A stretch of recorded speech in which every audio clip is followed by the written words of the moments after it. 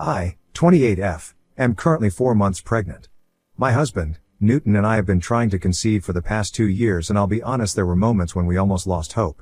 The wait felt endless. But then, almost when we least expected it, we found out I was pregnant. This pregnancy means the world to us, especially because we've had to overcome so many obstacles along the way. We are absolutely overjoyed that we're finally going to welcome our first child into the world. Since I have suffered miscarriages before, Newton and I decided that this time, we wanted to be extra cautious. For the sake of our emotional well-being, we had chosen to keep the pregnancy a secret until we were absolutely certain that everything was progressing smoothly. We wanted to protect ourselves from the added heartache of having to publicly grieve if, for any reason, we lost this pregnancy too. So, as of last week, neither my parents nor my younger sister, Elle, knew that I was pregnant. It felt strange at times, keeping them in the dark, but at the same time, I just needed the space to process everything. My family has always been the type to celebrate everything, from big milestones to even the smallest of victories, and honestly, I love that about them. It makes every occasion feel extra special, and we've built so many happy memories together over the years. However, for the past 4 months, I've been a bit distant when it comes to attending family events. I just needed more time for myself, especially with the pregnancy being such an emotional journey. Last week, though, my younger sister Elle got promoted at work, and she was beyond excited. Elle was supposed to have her dream wedding last year, but everything fell apart at the last moment. It was the night before the wedding when her ex cheated on her with one of his co-workers during his bachelorette party. The next day, on the actual day of the wedding, the groom didn't even have the decency to show up and talk to Elle. Instead, one of his friends came to deliver the devastating news that he had decided to back out of the wedding entirely. Our entire family was shocked, and the whole situation was incredibly embarrassing. We had put so much into preparing for her big day, and it was supposed to be one of the happiest moments of her life. Elle was absolutely devastated, completely heartbroken. She had been so excited and full of hope for her future with this man, only to have it all shattered in such a cruel and public way. After that, Elle threw herself into her career. It was her way of coping, her way of staying busy and distracted from the hurt. She's always been ambitious and hardworking, but after the wedding fiasco, her dedication to her job reached a new level. So now that she got promoted, it was a huge milestone for her, both personally and professionally. That's why she wanted to throw a celebration to mark the occasion, and practically begged me to come. She mentioned that she hadn't seen me in a while, and I could tell she really missed having me around. My parents were also encouraging me to show up, asking me repeatedly to attend and telling me how much it would mean to Elle. I really didn't want to disappoint her, especially since I hadn't been present at the last few family gatherings, so I finally agreed. But the thing is, I didn't want to steal the spotlight from Elle on her big night by showing up visibly pregnant and having the focus shift away from her achievement. That was the last thing I wanted. I wanted her to have her moment, and I didn't want to take away any attention. But with the baby bump growing, it was getting harder and harder to hide. Still, I thought I could manage it for one night. I decided to wear a long, flowy dress that would help conceal my midsection, and I even went so far as to wear a shapewear to minimize the bump as much as possible. I was determined to keep the focus on Elle and her promotion. When I showed up at Elle's party, everything seemed to be going according to plan. No one suspected a thing, and I breathed a little easier knowing that my efforts to hide my pregnancy were working. My mom did make a comment, though she noticed that my face and arms looked a bit chubbier than usual. But I had already thought about how to handle situations like that, so I quickly joked back, saying I'd just been eating a lot lately. Honestly, I was relieved that they were more inclined to think I was just gaining weight rather than suspecting the truth about my pregnancy. That felt like the safer option for now. As the night went on, I realized just how out of place I was feeling. I'm not used to staying up late anymore, and the party seemed to be going on forever. My husband, Newton, came straight from work to the party, and was having a good time. He did keep checking in on me from time to time, making sure I was okay, which I appreciated. Meanwhile, Elle and the rest of my family were having the time of their lives. They were doing shots, dancing in the backyard, just really enjoying themselves. It made me happy to see Elle so carefree and in high spirits, especially after everything she's been through. But I started feeling queasy, probably from all the oily food and the heat of the evening. I decided I needed to get away from the loud music and the energetic dancing, so I slipped inside the house and found a quiet spot on the couch. All I really wanted at that point was to go back home, put my feet up, maybe give myself a leg massage, crawl into bed, and read a bit on my Kindle. I closed my eyes for just a second, hoping to rest and gather myself. That's when my aunt, Mia, sat down next to me and startled me awake. I hadn't even realized I'd dozed off. She offered me a glass of wine, but I shook my head without giving any explanation. She then commented on how my face was practically glowing all evening, and then commented how I looked like I was pregnant. I froze, not knowing how to react. I tried to laugh it off, feeling awkward and avoiding eye contact, but Aunt Mia is no fool. Her eyes widened in realization, and before I knew it, she asked me outright, "Are you really pregnant?" I panicked inside but tried to play it cool.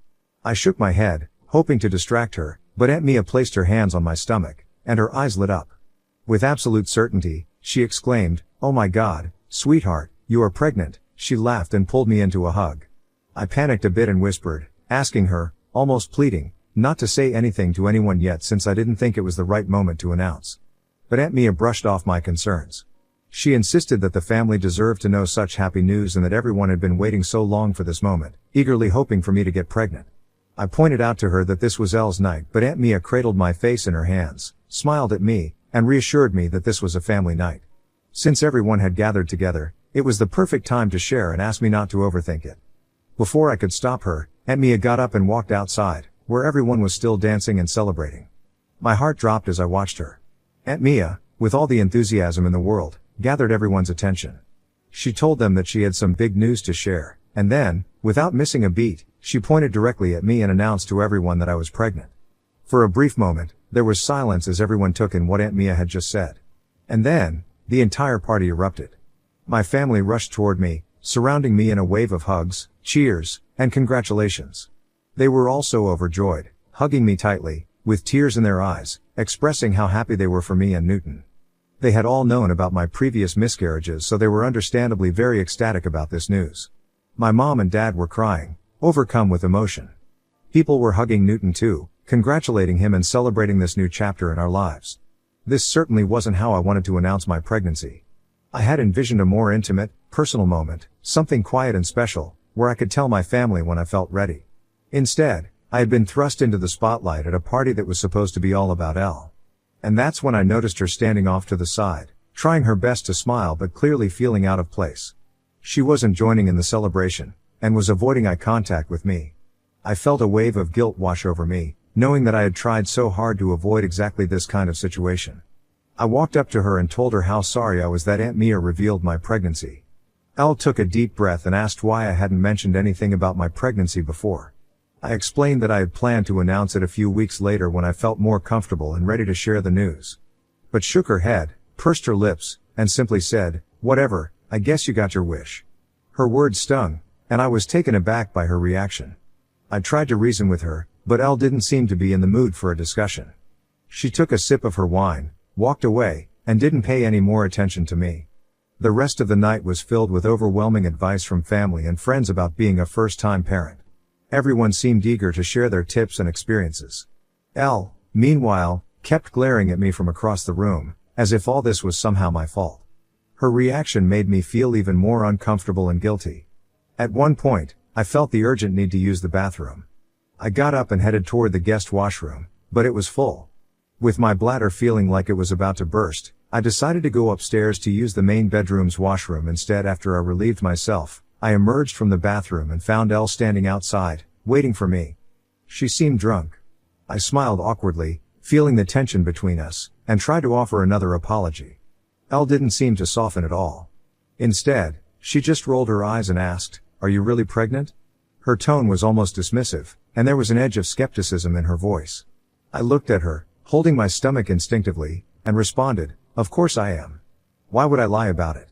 Elle continued to say how this was all really suspicious when I had not even revealed the pregnancy to my mom, who I usually talk with every day. Her persistent questioning was starting to really irritate me. I tried to explain my reasons once again, hoping she'd understand that it had been my choice to keep it a secret. Then Elle, in a tone that cut deeply, said, "Maybe this pregnancy will also end in miscarriage, just like your previous ones." I was stunned by her insensitivity. How could she say something so vile about my child? I yelled at her, my voice trembling with a mix of hurt and anger. "How dare you say something like that? I've apologized to you several times tonight, but what you said was out of line." My voice echoed with frustration. Elle shot back, expressing her bitterness about me stealing her spotlight, especially after everything she had been through last year. I tried to remind her that I had been there for her through her heartbreak, spending countless nights at her place, helping her heal after her groom abandoned her. I would never intentionally overshadow her, and if she was angry about how things turned out, she should direct her frustration at Aunt Mia, who had outed me without my consent. Elle, however, continued to blame me. Feeling utterly drained and fed up with the argument, I decided it was best to walk away and go back downstairs. I needed some space and time to process everything, hoping that Elle would calm down and we could address things later. Elle was following me close behind as she kept repeating how I was being selfish and how I should have just let her have one night to herself. I ignored her, but as I reached the stairway to go downstairs, I suddenly felt a forceful push from behind. My eyes widened in shock as I stumbled, struggling to regain my balance. I managed to grab the railing, trying to stop myself from falling, but the momentum and my own weight caused my knees to buckle. I lost my footing and ended up falling headfirst down the stairs. In a split second, my instincts took over. I used my hands to protect my stomach, trying to shield my baby from the impact. My body slammed down the stairs, and the full weight of my fall pressed down on my wrists. The fall was brutal. I felt an intense crack and sharp, searing pain shoot through my hands. The pain was immediate and overwhelming, and I cried out in agony. As I lay there, crumpled on the stairs, the world around me seemed to blur.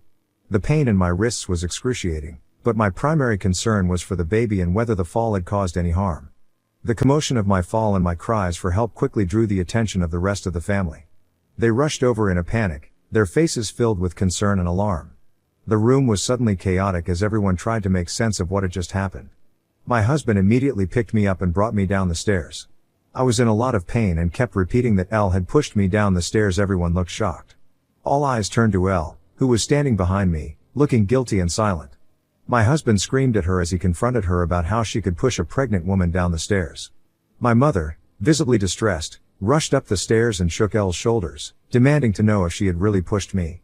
Elle, her face flushed and tearful, whimpered and nodded in confirmation. The realization hit my mother hard.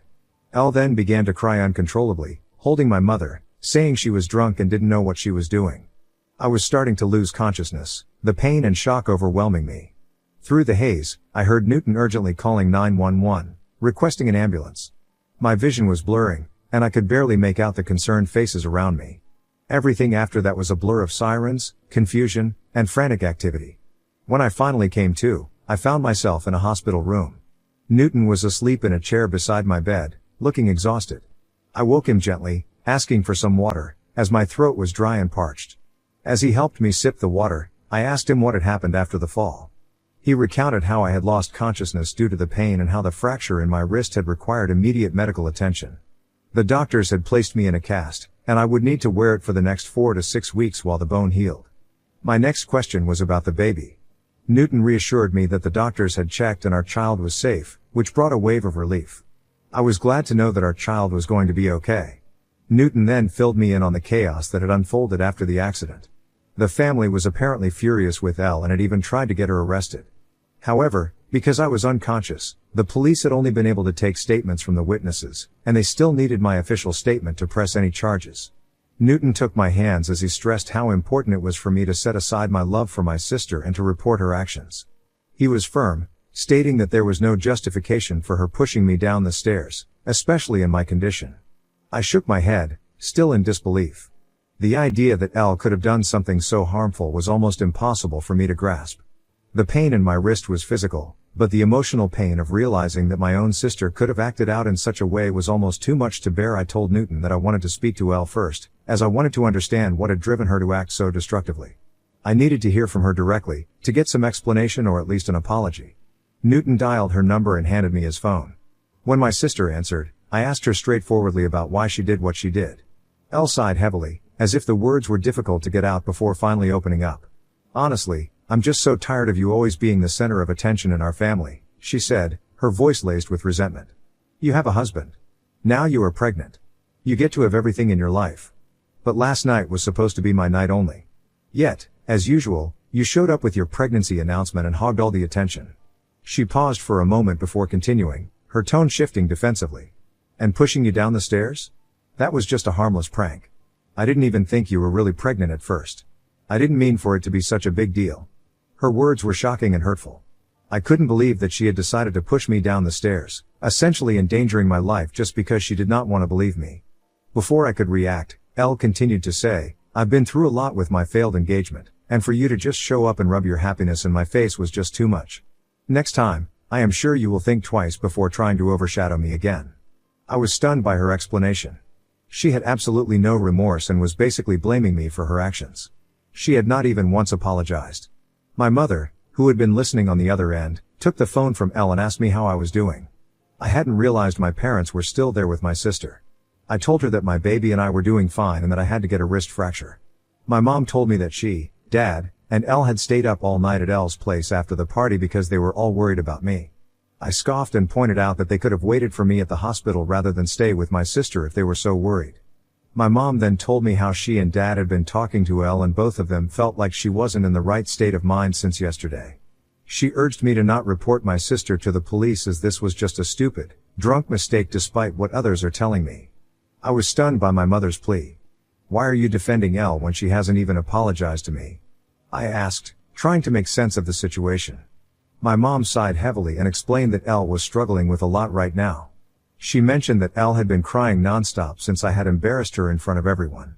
I reminded my mom that the real issue was that Elle had pushed me down the stairs, and they needed to focus on that first. My mother started emphasizing how family is family and that fights like this sometimes happen between sisters.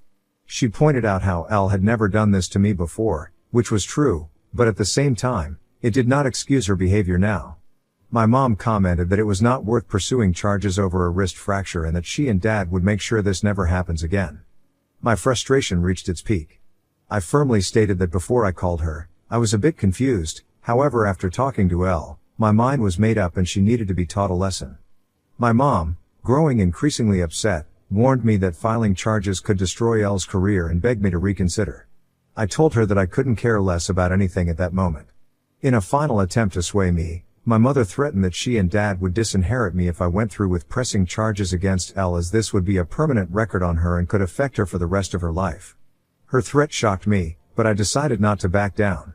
After the phone call, I went ahead and filed a case against my sister, Ida, for potentially destroying my sister's life even though she has shown no remorse. Update 1. Just wanted to update that my sister has finally been arrested. My parents have been calling me and my husband nonstop, but we have silenced our phones.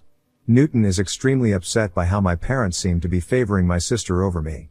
Meanwhile, Newton's family and other relatives have reached out to offer their support and express their concern. Everyone agrees that pressing charges against my sister was the right decision. After reading some of your comments, I'm even more worried about my baby's safety. If Elle could push me down the stairs, I'm concerned she might also pose a threat to my baby in the future. Hence, I am planning to get a restraining order against her so that she cannot come near me or my family again. Update 2. Hello fellow Redditors.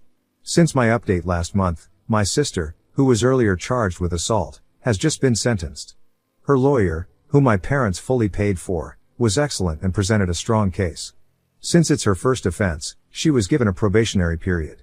The judge ordered Elle to cover my medical bills, attend 6 months of mandatory counseling, and have regular check-ins with a probation officer. My parents are still furious with me but are too intimidated to confront me after the backlash they've been receiving from the rest of the family. I have openly admitted to everyone about how my parents wanted me to protect Elle by not pressing charges against her. Relatives from both my side and my husband's side have reached out to my parents and told them off. My mom and dad continue to insist that Elle is going through mental struggles, but nobody thinks it's a valid excuse for what she did to me. I hope for Elle's sake, my parents do take her to see a psychiatrist so she can get better.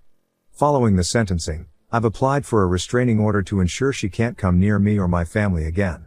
For everyone asking, if my sister was really always good to me while we were growing up or maybe I missed some signs, honestly, I'm not sure how to answer that.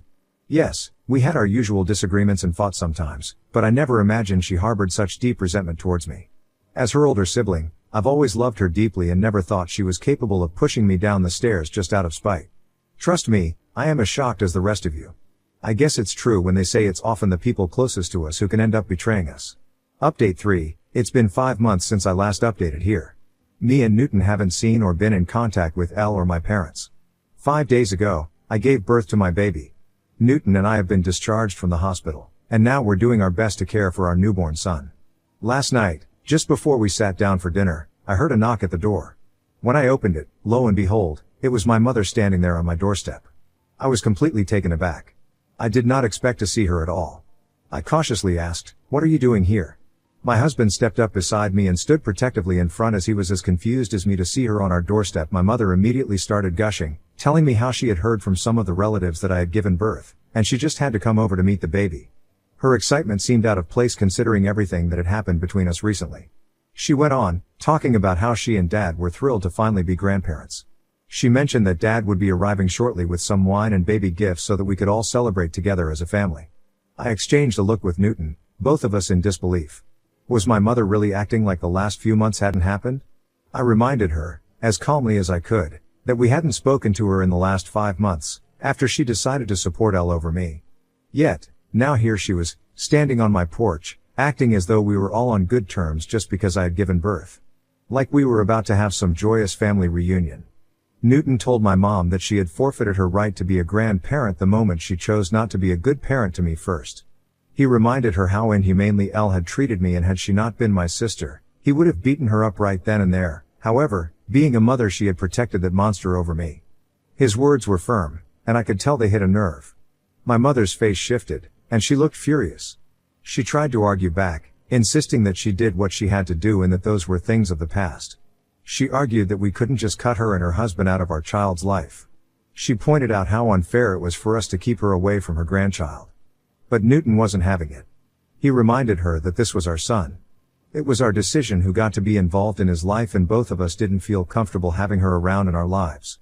My mother continued to argue that Elle had actually been diagnosed with depression, so that explained why she did what she did to me. I shook my head in frustration as my mother continued to justify that Elle felt terrible for what she did and was working on getting better. She assured me that with the birth of my son, we could all finally be one happy family and let go of the past. Elle scoffed and pointed out how I did not want to do no such thing. She thought she could just sweep everything under the rug and be part of our lives again, but things had changed. There was no going back to the way things were. I couldn't handle much more of the situation, so I asked my mom to leave. I didn't want to spoil my mood further, especially not after everything that had already been said. But right at that very moment, my dad arrived in our driveway. He got out of the car holding a big teddy bear and a big basket of gifts. I had no energy left to keep arguing with my parents. I didn't even understand how they had the audacity to just show up unannounced. Thankfully, Newton stepped in and urged me to go back inside and rest. He assured me he would handle them and take care of the matter, so I let him. As I walked back into the house, I could still hear their voices through the door. The yelling started almost immediately when Newton refused to let them both in.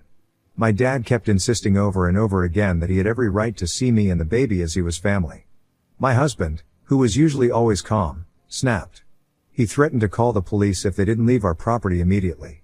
My dad, of course, kept trying to argue, insisting on leaving baby gifts behind as if that would somehow make up for everything.